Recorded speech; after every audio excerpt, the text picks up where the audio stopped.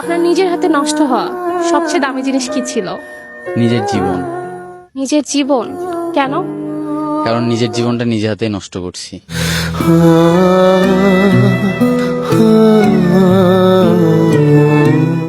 তো এখন আমার সামনে আছে একটা ভাইয়া, ভাইয়াকে একটা প্রশ্ন করতে চাই, সেটা হচ্ছে আপনার নিজের হাতে নষ্ট করা সবচেয়ে দামি জিনিস কি ছিল? আমার ভালো সময়।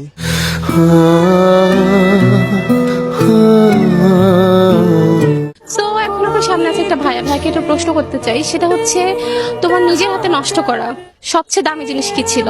আমি নিজেই। তুমি নিজেই? কেন? আজকের এই পরিস্থিতির জন্য আমি নিজেই দায়ী।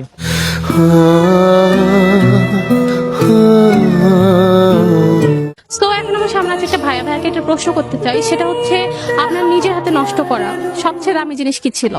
আমার জীবন। আপনার জীবন? কেন? আব্বু মারা যাওয়ার পরে আমার জীবনটাকে আমি আর গুছাইতে পারিনি।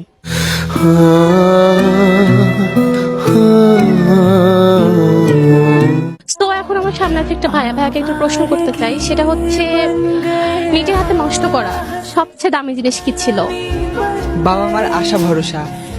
বাবা মার আশা ভরসা? কেন? কারণ বিভিন্ন কারণে তাদের মন ভেঙেছি তাই।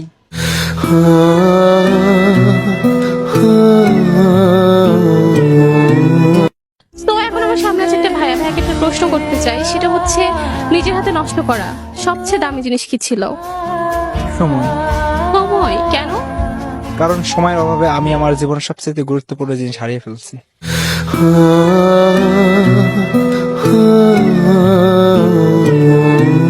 সো এখন আমার সামনে আছে একটা ভাইয়া, ভাইয়াকে একটা প্রশ্ন করতে চাই, সেটা হচ্ছে নিজের হাতে নষ্ট করা সবচেয়ে দামি জিনিস কি ছিল?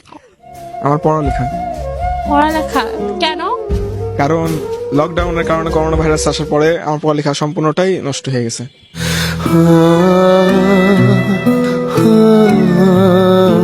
তো এখন আমার সামনে আছে একটা ভাইয়া, ভাইয়াকে একটা প্রশ্ন করতে চাই, সেটা হচ্ছে নিজের হাতে নষ্ট হওয়া সবচেয়ে দামি জিনিস কি ছিল? বন্ধুত্ব। বন্ধুত্ব? কেন? কারণ তারা সবাই স্বার্থপর ছিল।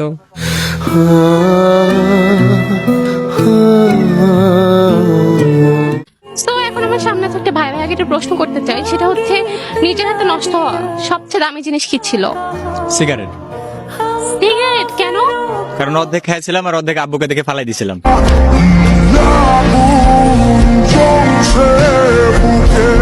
তো এখন আমার সামনে আছে একটা ভাইয়া, ভাইয়াকে একটা প্রশ্ন করতে চাই, সেটা হচ্ছে নিজের হাতে নষ্ট করা সবচেয়ে দামি জিনিস কি ছিল?